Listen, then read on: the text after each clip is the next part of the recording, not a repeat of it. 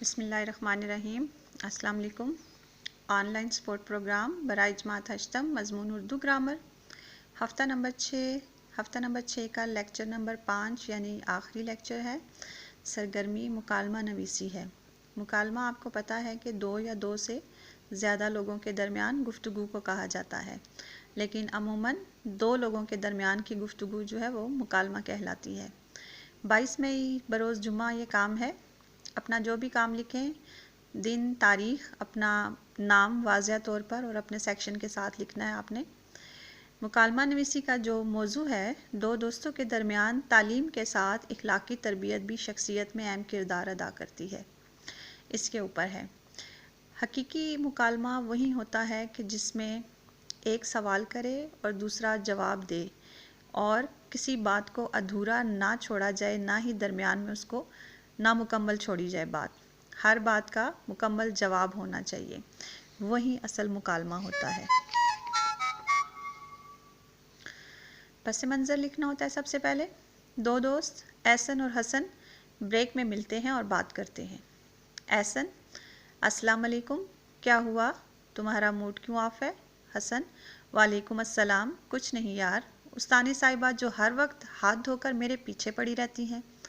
एहसन हैरानी और तजस्सुस से: वो क्यों? हसन: जब देखो मुझे डांटती रहती हैं और इखलाक पर लंबा चौड़ा लेक्चर दे देती हैं। एहसन: इसकी कोई तो वजह होगी जो वो ऐसा करती हैं। हसन कुछ शर्मिंदगी से: वो मैं झूठ बहुत बोलता हूँ और हम जमातों को तंग करता हूँ और दूसरों का नाम लगा देता हूँ। एहसन: यानी चोरी और फिर सीना जोरी। हसन: मतलब? हैरानी से चौंक कर।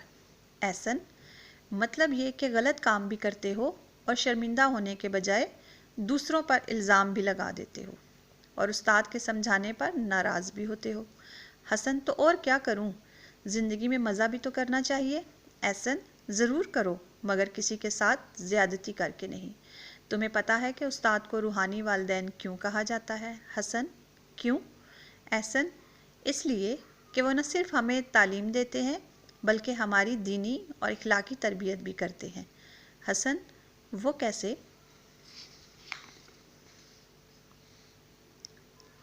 एहसन: वो ऐसे कि हमें हर बुरी आदत से बाज रखना, हमें समझाना हमारे वालिदैन के बाद उस्ताज़ा का इखलाकी फ़र्ज़ होता है।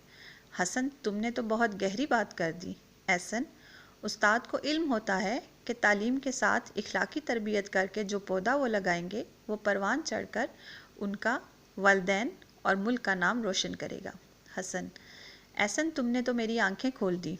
एहसन: अच्छी और नेक आदत बेहतरीन इखलाकी तरबियत की वजह से होती हैं और ये तालीम के साथ इखलाकियात भी ज़रूरी है, समझे मेरे दोस्त?